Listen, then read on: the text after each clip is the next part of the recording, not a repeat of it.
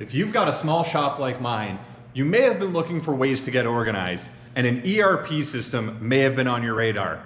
But are they really worth it for small shops who don't have huge separate departments and a ton of staff? What's up, guys? Ian Sandusky from Lakewood Machine and Tool back here again for Practical Machinist. And today on Shop Talk, we're going to be diving into that topic to try to get to the root of whether an ERP system can really help for a small shop, say with under 10 people. But before we do, make sure you like, subscribe, and turn on notifications below to make sure you never miss a video. Let's get into it.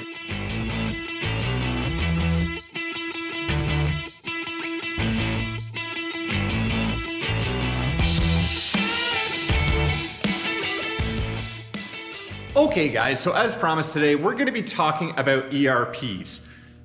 This is something that we've talked about a little bit before. It's something that I've been looking into for my own shop. For those of you who don't know, I have a small shop here in Newmarket, Ontario, Canada.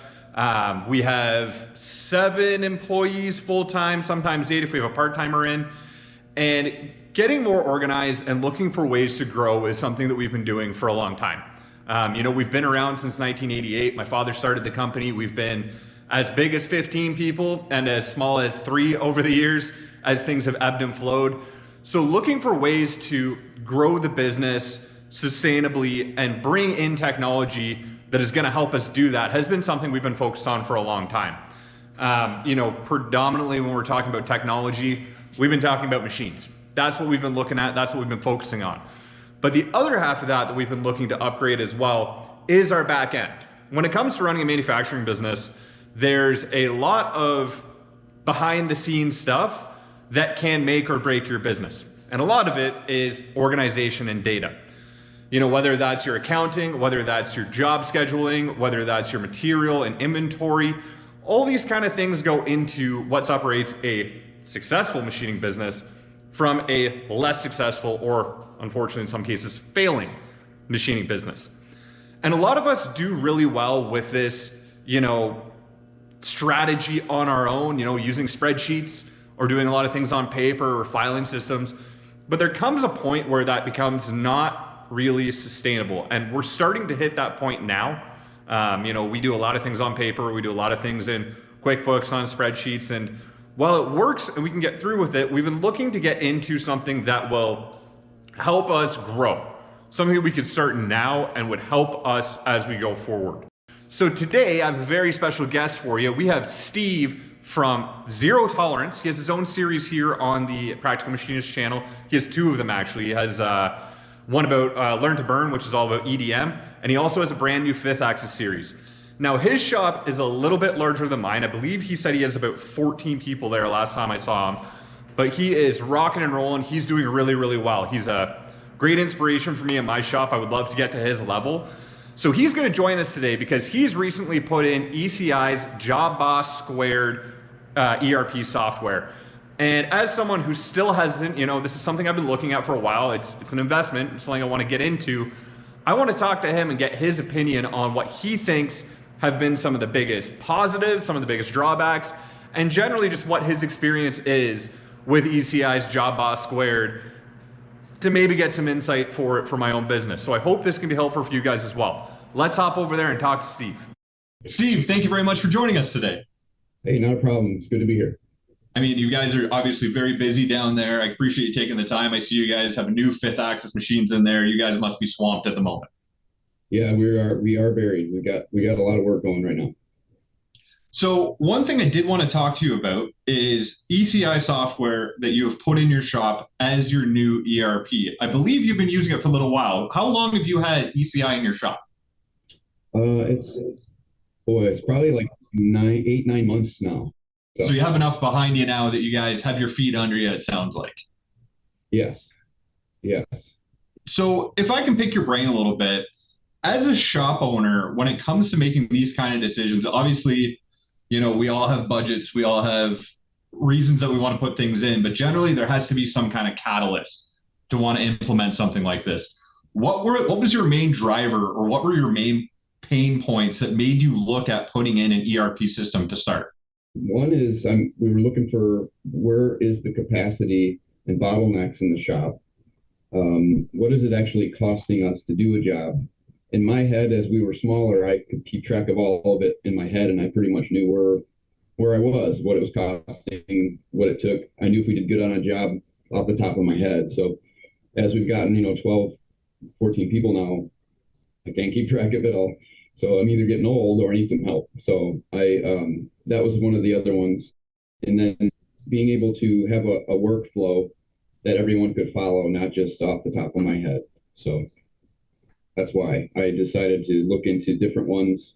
And we came across JobBoss is a E2², and it's been an interesting ride, I'll tell you that.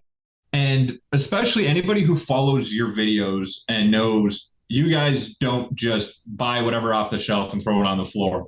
You guys do a lot of research. What kind of approach did you take when you were evaluating JobBOSS² for your shop? And what really made you choose ECI for the task? That's a good question. So we wanted to be able to take something that's, I would say, more user-friendly, that there is a user base out there now, and that we could pull from other sources for help if we needed. And then also people that may know it in the industry that we would hire, having some skill in it or experience with it. So yeah, we did look at it. And then obviously cost was a factor, and us getting involved with it right away. And unless you're into it far enough to see the benefits, it's a very difficult spend at first.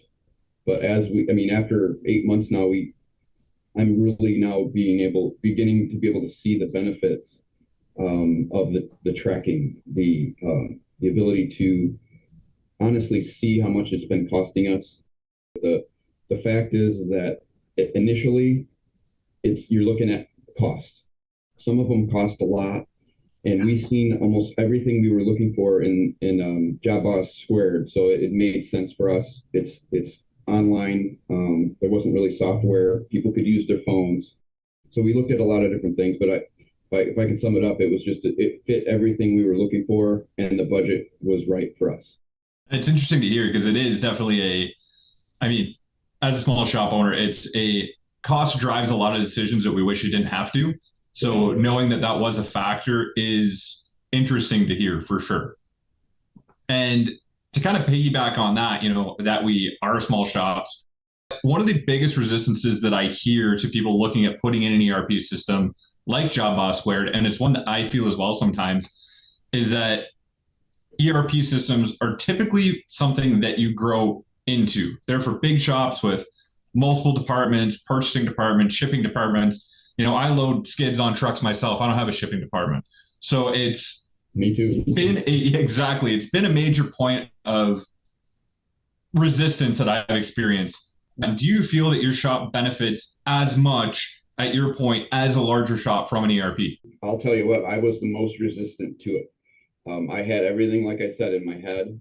And I think it has to start at the top. And I do believe there's as much benefit to a small shop as a larger shop, but it's taken me time. The adoption curve goes where it's great, and then there's so much added work, we think, and most of the people that know how to do it, they're over here, and this adoption curve happens where people are frustrated, angry, and this is me, and also my employees are behind me. I'm starting to get it, and they're starting to get mad, so it becomes this angry, frustrated, more work, don't understand it, to the aha moment where, oh wow, yeah, we tracked that job. It only took us an hour and a half. We were able to give the customer real live numbers, and it was beneficial for us. We could track that we made money on it. We could show them that we gave them a good price and it was fair. And it was something I didn't really see happening when we first got it. So I get into that more later, but the adoption curve is a huge factor, but I believe it has to start at the top. And I'm really starting to see a benefit for my quotes are faster. I got track record of them, and it's all cloud-based, so I can do it anywhere. If I'm at home, I can actually see stuff on my phone. The buy-in did take a little bit of time to get rolling, but as you said, now that it's going and the benefits are being shown, it's a little easier to get your staff to buy into actually using it. Oh, absolutely. I can see that it can make a plan for the shop if we put the correct routers in place and everybody knows the job. Hey, all these steps need to be completed for that mold to be done. And we're still learning the software. Obviously, I'm not an expert, so I'm really interested in learning it, and that's really, I think, part of it. You gotta want to know it, because it's a lot easier to just scratch it on a notepad or make an Excel spreadsheet, but to get the real data in there is huge. So our initial problem in the beginning was we would forget to log out of a job and we had 18 hours on something that was really 2. So we're starting to get way better at that part, which then gives us better data.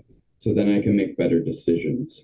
For sure, for sure. But I mean, let's be real, everything out there, as much as we want it to be, isn't sunshine and roses. If you did have to point to a couple of things that you struggled with implementing an ERP, specifically JobBOSS², what would you point to as some of the things that you either are still wrestling with or something that took you a minute to really get a hold on? The problem that we struggle with today is we have something walks in, a job that walks in off the street, and people start working on it before we got our routing steps and our data entered. So you end up having to backtrack and put that data in. We're playing catch up a lot right now, but we're starting to see that no matter what it is, big or small, we need to put it in, because the data is now compiling to a point where it's usable, it's good, and it also connects to our accounting. We have the accounting module, so we're looking at getting rid of our QuickBooks so all of it's in one location. Oh, so you're actually doing, because I mean, I use QuickBooks pretty frequently for my accounting end of things. You're actually looking to get rid of that and just have it all within JobBOSS². Correct.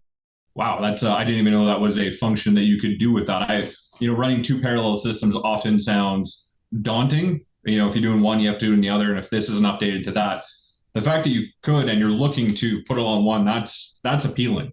So you touched on a little bit, but just to reiterate, one of the biggest things I took away when I spoke to ECI at ESEC 2023 was that, yes, this can help you track, it can help you, do a lot of things, but what it really comes down to is you can take all this data and make better decisions with it, some that you may not even know that you're making. And have you found that to be true? And what kind of decisions are you making based on that data? I can see more of what's happening than I have before, outside of doing one tool at a time myself. Is I can see that there's multiple jobs going through the shop more. And to touch on growing and utilizing the software, you did mention that you're looking to run your accounting into it as well. But obviously, these systems, from what I can tell, from what I've read and what I've heard and what I've gotten through talking with people about ECI, is that there's a lot of things you can do with it. And at first, you may not be using everything you can. Aside from the accounting software, are there any other kind of growth patterns that you're looking at in utilizing the ERP system with?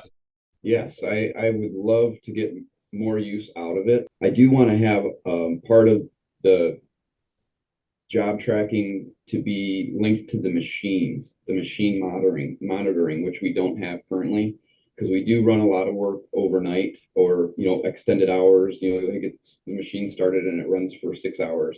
Right. It doesn't get captured properly. So that's the next step for us, is to try to get into the machine monitoring and really understand the capacity that we do have, and if we can plan around putting the jobs in an area where, hey, we see a bottleneck happening, let's offload these options over here. We can machine them a different way, or go to the EDM instead of machining at all. So that's the next step for us. And if I remember correctly, that machine monitoring software, that is what we saw at IMTS, was it not? It was called Laura. Yes, yeah, it was. I guess that is a module that can connect right into and work with JobBOSS². So that is the one I had in mind as we move forward. And to look at it right now, a lot of this seems very top down. ERP systems, ECI JobBOSS², a lot of the benefits that as management we talk about a lot are management related, and the benefits of it are management related. That said, now that you're starting to get buy-in from the team, you're seeing more people use this. Have you found that your employees and customers benefit from you using ECI. I actually had a customer come in and he noticed we had JobBOSS² and was very happy about it because he said, "I'm so glad to see you're using that system."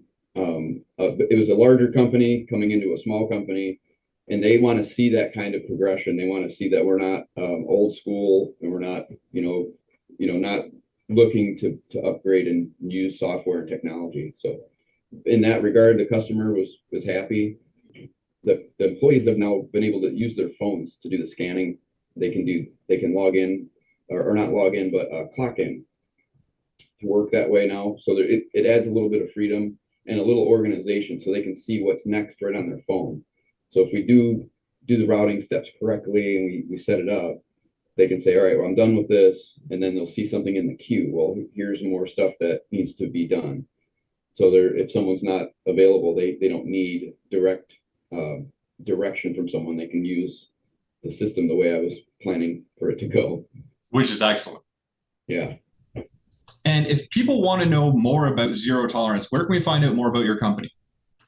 Yeah, and you actually Instagram, LinkedIn, and our website. So zerotolerancecnc.com. And of course, you have the new series coming out. The Learn to Burn series is always there and always good. The new one is focusing on 5-axis work. Yep, 5-axis work. Yep. Excellent. Thank you very much for your time, Steve. Yep, thank you. Great to be here.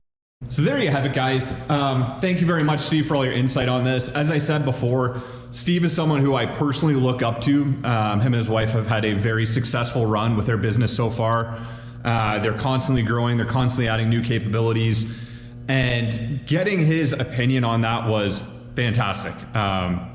Steve is a very straight shooter, as I think you could tell.